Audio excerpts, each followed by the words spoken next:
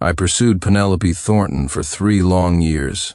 I had finally gotten her to agree to marry me, but on our wedding day she ran, still in her wedding dress. The shock caused my father to have a fatal heart attack on the spot. From then on, I became the laughingstock of high society. Amidst the mocking gazes of the crowd, Victoria Sterling, wearing a bridal veil, seemed to descend from heaven to marry me. She said, "I want one person's heart, to never be apart." But 3 years later, I accidentally overheard a conversation between Victoria and her best friend. "Vicky, was it really worth it? Marrying sincere Caldwell 3 years ago just so Julian Sterling could smoothly marry Penelope Thornton?" Victoria gave a bitter smile. "As long as Julian is happy, who I marry doesn't matter, does it? Besides, being by Sincere's side gives me access to more inside information about Caldwell Corporation, helping his company climb even higher." Hearing their conversation, a chill ran down my spine. No wonder Caldwell Corporation had lost so many bids over the years. I always thought it was an internal management problem. I reshuffled the staff multiple times but could never find the mole. It turned out that the wife I thought was my salvation was the mole who had been hiding deepest, right beside me. Victoria's best friend sighed. "Vicky, you aborted your own child for Julian Sterling. Was it worth it? After all, he's married to another woman now." Victoria rested a hand on her lower abdomen. "It's just a child. As long as Julian is happy, that's all that matters. Every time I have to sleep with Sincere, it makes me sick. I'm actually relieved the baby is gone." Her words plunged me into an icy abyss. I felt as if I were nailed to the floor. The restorative soup I had just prepared for her almost slipped from my hands. So the baby in Victoria's belly wasn't a miscarriage. She had gone to a clinic and had it aborted herself. She never wanted to have a child with me. That's why in our 3 years of marriage, apart from that one accident, she had never been pregnant. And I, like a fool, thought the problem was with me, secretly dragging my friends to the hospital for checkups several times. It was never my problem. It was her. Victoria's best friend continued. "But you take birth control pills every time, and now you've had an abortion. What if you can't have children in the future?" Victoria answered nonchalantly. "As long as I have a place in Julian's heart, what does it matter if I can't have children?" I watched Victoria's determined expression. My fists clenched so tight my nails dug into my palms. Penelope Thornton loved Julian Sterling. Victoria Sterling also loved Julian Sterling. I just couldn't understand. What was so great about that guy, Julian? What made Victoria willing to sacrifice her own happiness, to enter into a sham marriage with me, just so he could marry the woman he loved? Just as I was about to leave, heartbroken, her best friend dropped another bombshell. "But aren't you afraid Sincere Caldwell will find all this out? After all, 3 years ago, although Sincere's father had a heart attack from the anger, there was still a chance he could have survived. You, as the top surgeon in the city, deliberately delayed treatment to ensure the bride could escape.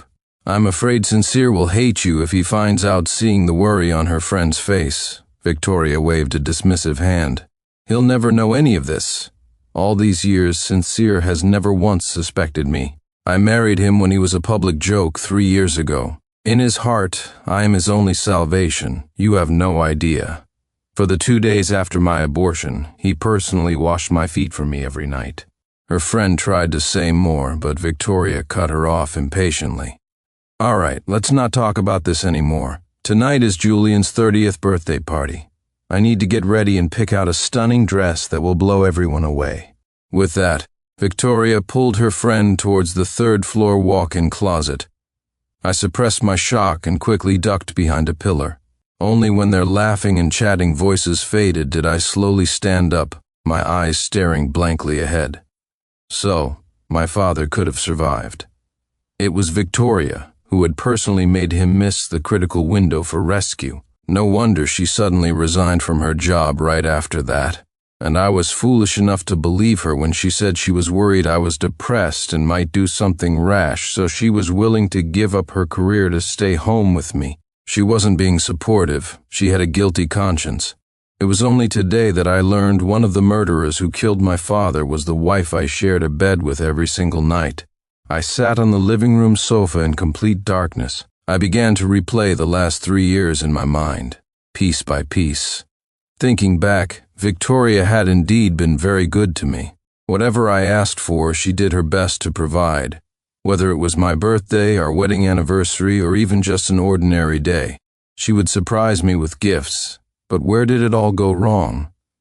A thought suddenly flashed through my mind. I quickly opened the calendar on my phone and my work schedule on my computer.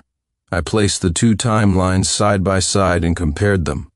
As I looked at the highly overlapping special days, my heart grew colder and colder. Returning to the bedroom, I carefully opened the locked box under the bed.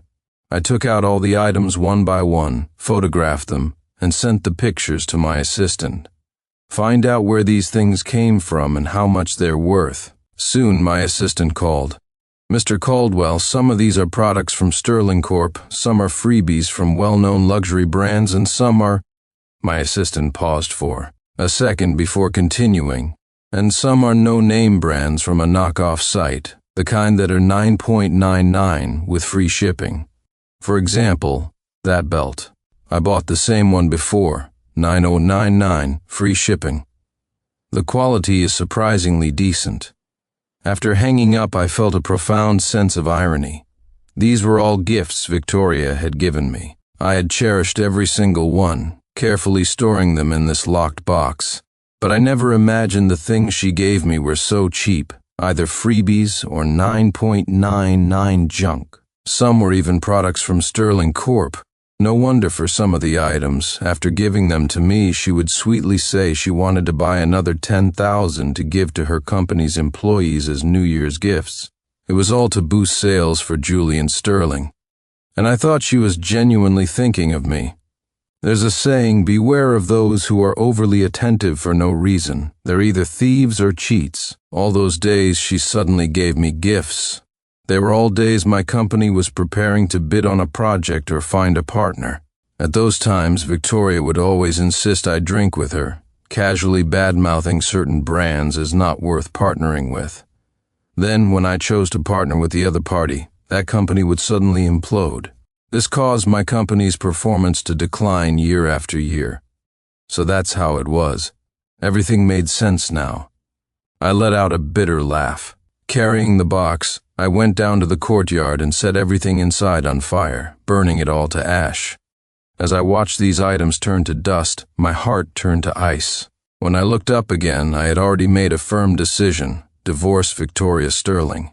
Seeing the lights on the third floor were already out, I knew Victoria had left long ago. Mr. Caldwell, why did you burn all the gifts Madam gave you? Weren't these your most treasured possessions?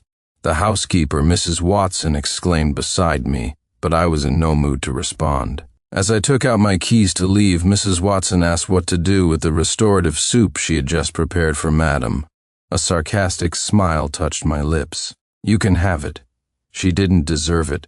For all I knew, the nourishing soup I'd so carefully prepared would only disgust Victoria. Why should I subject myself to that?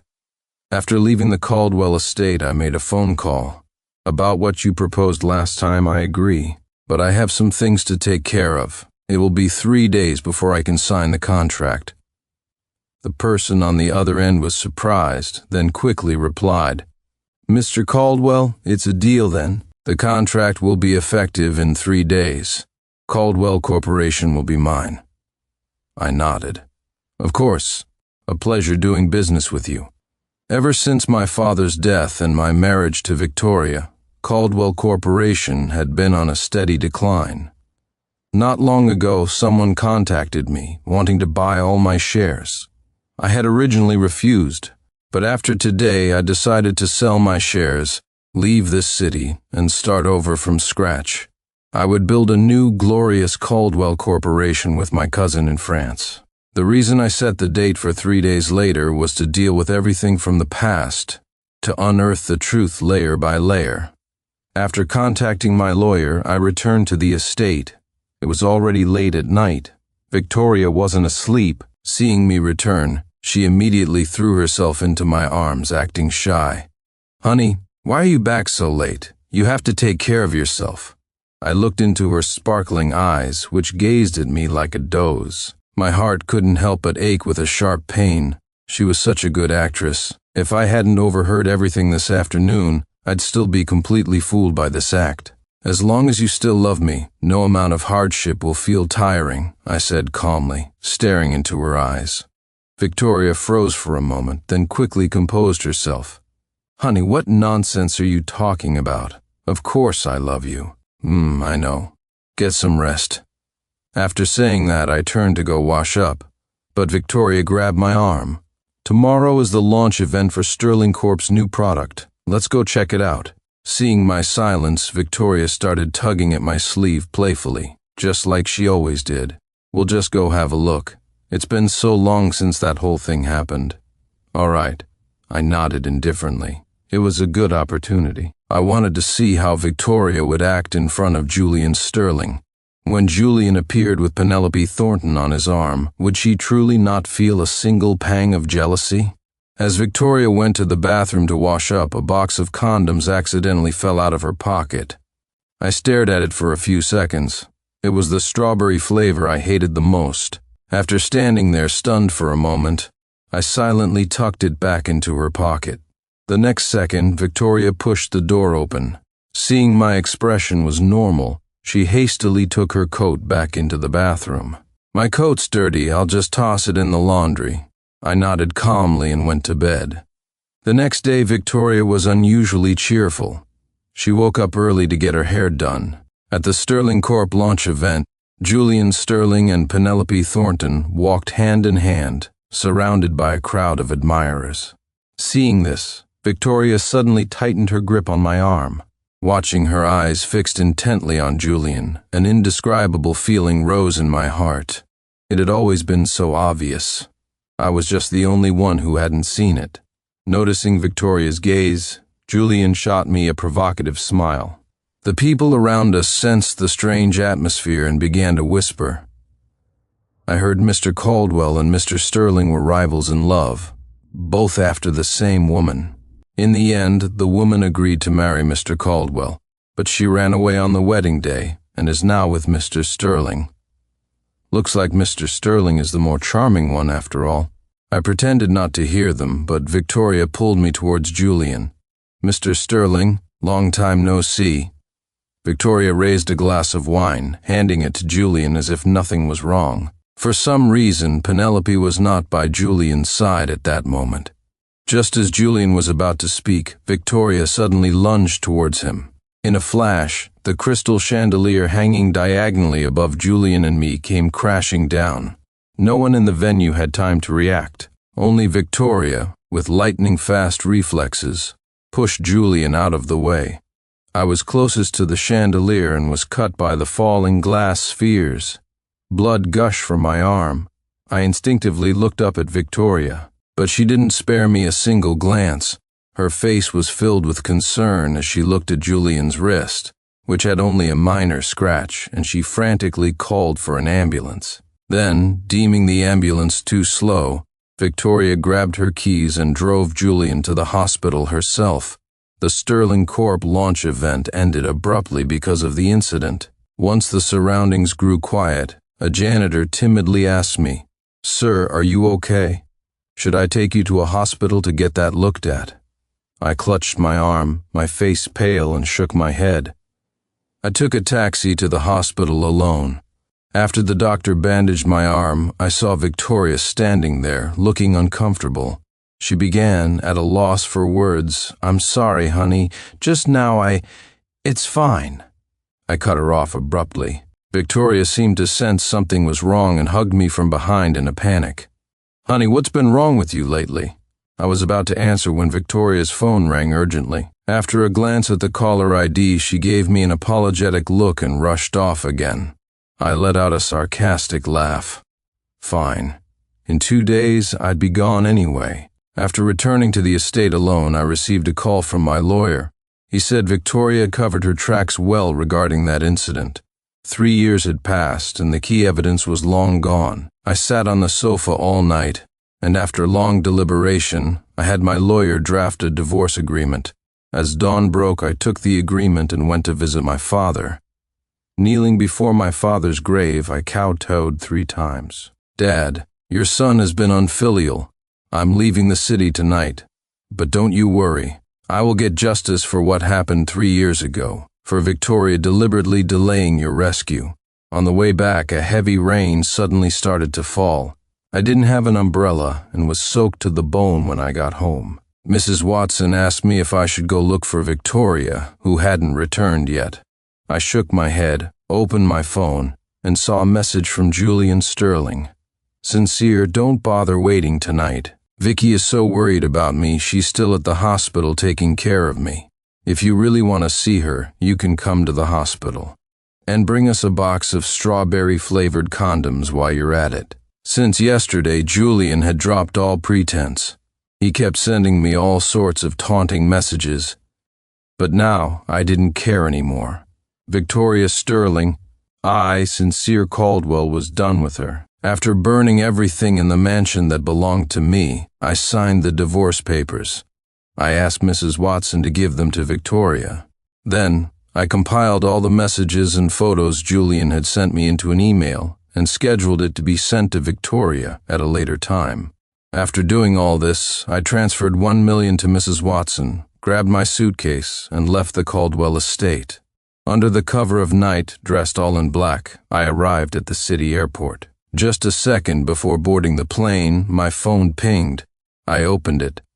A text message notified me that a 9-figure sum had been deposited into my bank account. At that moment, the contract was effective. It was time for me to leave this city. Meanwhile, Victoria received a call from Mrs. Watson. Madam, Mr. Caldwell suddenly gave me a divorce agreement. He also burned all of his belongings. He's been acting very strange for the past 3 days. Did something happen between you and him? Divorce papers? 3 days ago? Victoria's heart leaped in shock. She suddenly remembered something. 3 days ago was the day her best friend had visited, and they had talked about that. Could it be that Sincere had overheard them? No, that's impossible. She hadn't even seen Sincere that day. There was no way he could know. Seeing Victoria's furrowed brow, Julian couldn't help but ask, "Vicky, what's wrong? Is my dear Sincere calling you home?"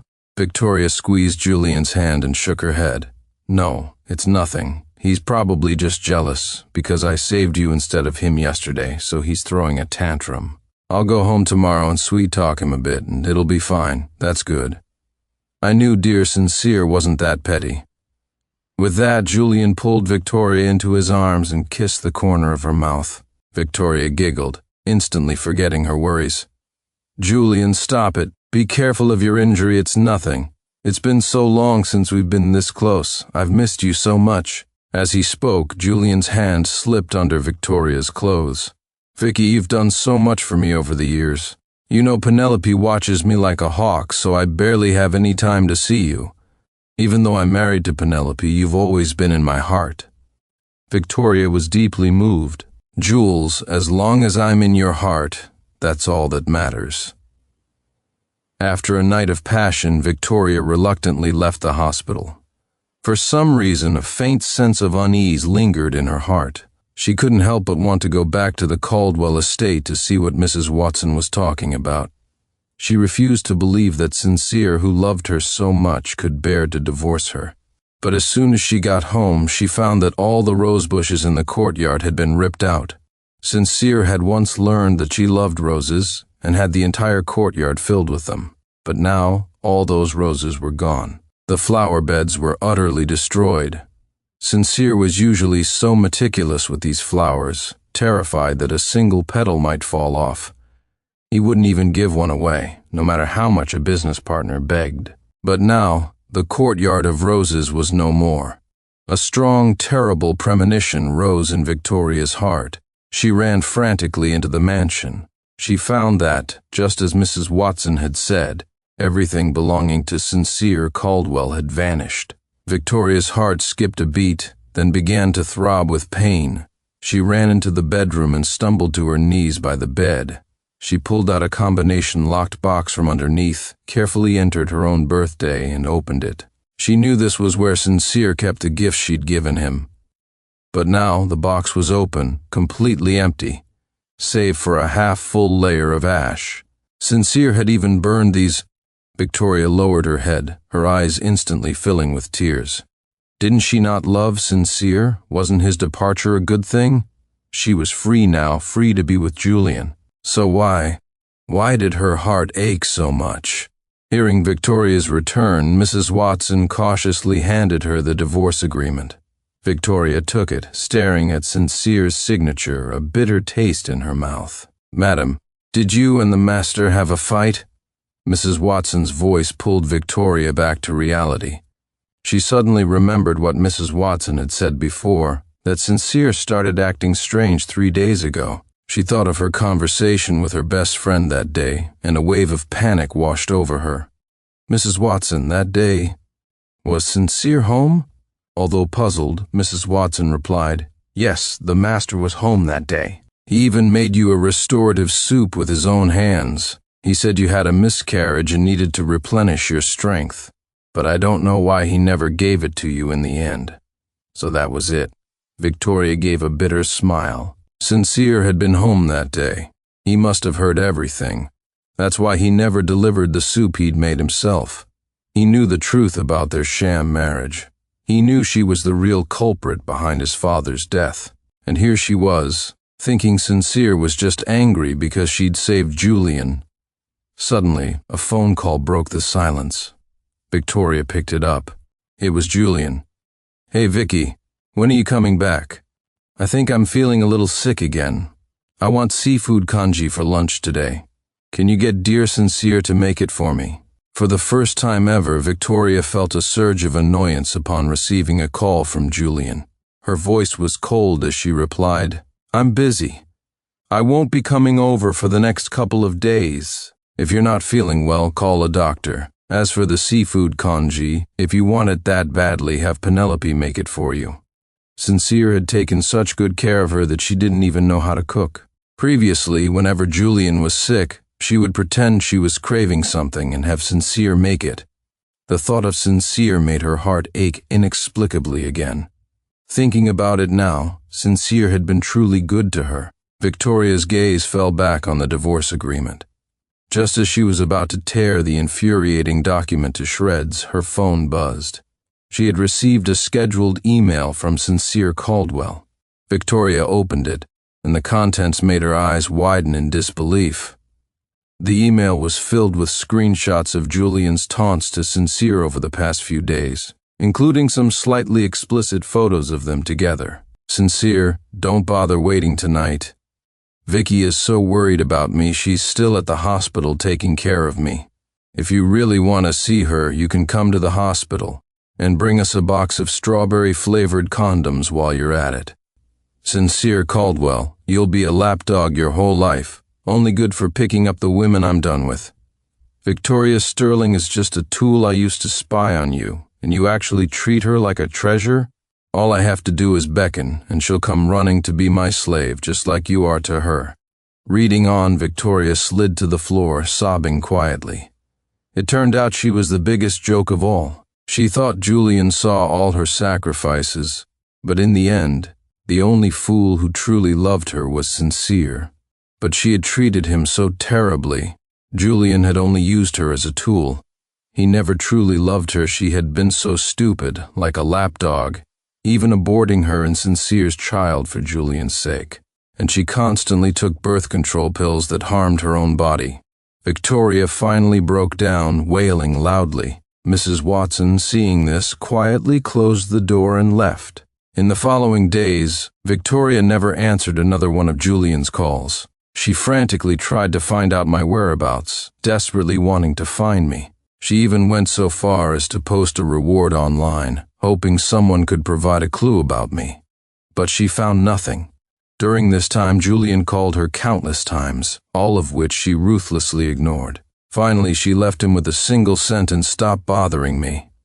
Julian, stunned by her change in attitude, sought her out, demanding to know why. But Victoria had no patience to deal with him now. After seeing Julian's true colors, all she felt for him was disgust. But Julian didn't know any of this. He kept playing the victim, maintaining his persona, trying to continue manipulating her. Vicky, did I do something wrong to upset you? I know you've given up so much for me over the years and you can't even be with me openly. I've wronged you. But for dear Sincere to just leave without a word, that's just so unreasonable, isn't it? Don't worry. Everything you've done for me, I know it all in my heart. Hearing these words, Victoria didn't fall into his arms, moved as she usually would. Instead, she stared at him with cold eyes. You don't know why Sincere left? Julian, stop acting. A person like you will never be better than Sincere. I must have been blind to have ever liked you. Don't contact me again. After saying this, Victoria turned to leave. But a confused Julian grabbed her wrist. Why? Victoria didn't say more, just silently pulled up the email and showed the messages to Julian. Julian froze for a moment, then tried to argue. I was just trying to provoke Sincere. After all these years, you don't know how I feel about you. Victoria sneered. If you really had me in your heart, you'd divorce Penelope Thornton right now. Hearing this, Julian fell silent. The next second, Victoria left with a bitter smile. Only now did Victoria understand who in this world truly loved her, who cherished her without asking for anything in return. But now, she had lost that person. Victoria made countless calls, begged countless people, but found no news of me. She wanted to go to the company to ask about my whereabouts, only to find it had already changed hands, acquired by someone else. Victoria returned to the Caldwell estate dejected. Before she could even collect herself, people from a real estate agency showed up. Mrs. Sterling, the owner of this house, intends to sell it. We can give you a 3-day grace period to pack your things and move out. Hearing this, Victoria collapsed to the floor. She muttered to herself, Does he really hate me this much? He's even selling the home we once shared. Suddenly, an idea flashed in her mind. She rushed forward and grabbed the agent. This house, can I buy it? But I'll need the owner's contact information. When I received Victoria's call again, I had already landed in France and met up with my cousin. Her voice was raw, filled with exhaustion. The first words out of her mouth were a confession. Sincere, I'm so sorry. I understood instantly. It seemed she already knew.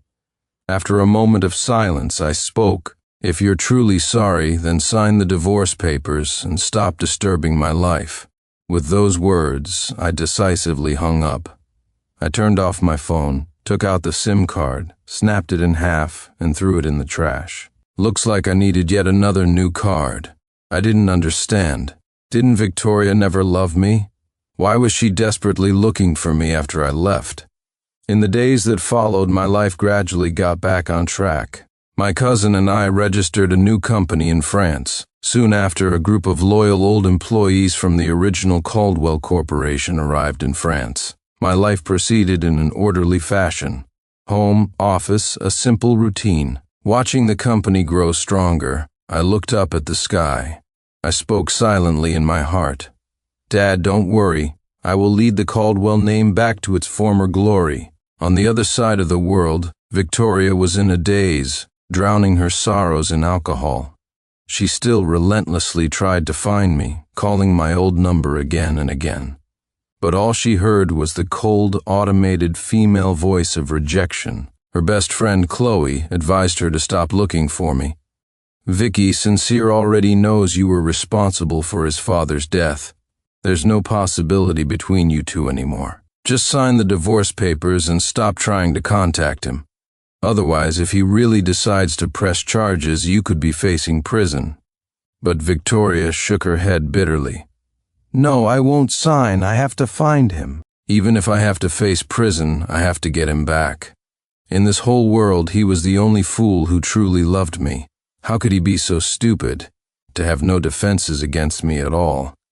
It's a shame I understood it all too late. Hearing Victoria's words, Chloe shook her head helplessly. To be honest, my feelings for Victoria were complicated. I had once truly loved her. I saw her as my only salvation, the partner I would spend my life with. That's why I had no defenses against her, wanting only to lay the best things in the world at her feet. She liked roses, so I filled the courtyard with them.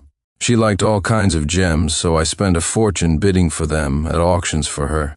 The gifts she gave me I carefully stored in a safe, but one day I discovered the truth. The wife I thought was my salvation was the deepest mole hiding right beside me. It was the person I once loved most who had peeled back my heart, layer by layer, and stabbed it. For another man, she had sacrificed her own future and caused the death of my father. To say I never loved her would be a lie. To say I didn't hate her would also be a lie. I stood in my 24th floor office in France, looking through the floor-to-ceiling window at the white snow outside, lost in thought, until the front desk called, saying someone had been standing in the snow for 2 hours, insisting on coming up to see me. I had a good idea who it was. After a long pause, I sighed. Let her come up. Seeing Victoria again after 6 months felt like a lifetime had passed. She was wearing a very thin coat, her body covered in snowflakes, her eyelashes frozen. The moment she saw me, she placed the divorce agreement in front of me. Sincere, please. Forgive me, it's been half a year, but I finally found you. I was blind before. I chose the wrong person. After you left, I finally realized who in this world truly loved me. I never signed it because I was waiting for you to change your mind. Change my mind? I laughed sarcastically. You aborted my child, you cheated on me, you did those things with Julian Sterling behind my back. And you want me to change my mind? Victoria's face turned pale. I'm sorry. I promise it will never happen again. Please, just forgive me this one time. I snorted coldly. Victoria, do you really need me to spell it out for you? What makes you think I would ever forgive you? From the moment I found out you deliberately delayed my father's rescue for Julian's sake 3 years ago, there was no love left between us. Only hate. I haven't even pursued criminal charges against you, and you have the nerve to show up here asking for a reconciliation. Hearing my words, Victoria broke down in tears of remorse. I'm sorry, Sincere. I'm so sorry. But now my heart was devoid of any pity. Victoria, can your sorry bring my father back to me? Can your sorry make up for the years of corporate secrets you leaked, for the losses my company suffered? What's done is done. Nothing you say now can change anything. Seeing you just makes my stomach turn. You utterly disgust me. Victoria looked at me in disbelief, clutching her chest and curling into a ball, muttering the same words over and over. I'm sorry, Sincere, I'm so sorry. Please, leave now, or I'm calling security. I looked at Victoria, pushed the divorce agreement back into her hand, and threw those cold words at her. Victoria looked as if she had been dealt a fatal blow. She couldn't believe that the man who had once been so good to her could now be so heartless. He was even going to have security throw her out. I looked at Victoria's red, swollen eyes, hardened my heart, and dialed the number for security. Before I could speak, Victoria scrambled to her feet. Don't call security. I'll leave on my own. Watching Victoria's frail back as she left, I felt a sense of relief. It was a doomed relationship from the start. The sooner it was over, the better. After that day, Victoria never came to find me again. I knew the words I said that day had completely broken her heart, but I also knew that if I wasn't ruthless, Victoria would never give up. Later, I heard from my lawyer that Victoria had signed the divorce papers after returning to her country. She had also completely cut ties with Julian Sterling. My lawyer asked if I still wanted to pursue the matter from 3 years ago. Without a moment's hesitation, I told him to proceed with the investigation. And not just that. I was also going to pursue the matter of Julian Sterling instigating Victoria to steal my company's trade secrets for his own use. What goes around comes around. I believe that justice will prevail one day. Those who have done evil will receive the punishment they deserve. A year passed. My company in France grew stronger and was on the verge of going public. I rarely paid attention to news from back home, until one day my phone pushed a news alert from my home country. Only then did I know. Victoria had turned herself in. She voluntarily confessed to using her professional position 3 years ago to deliberately delay the golden window for my father's rescue. The news caused a public outcry.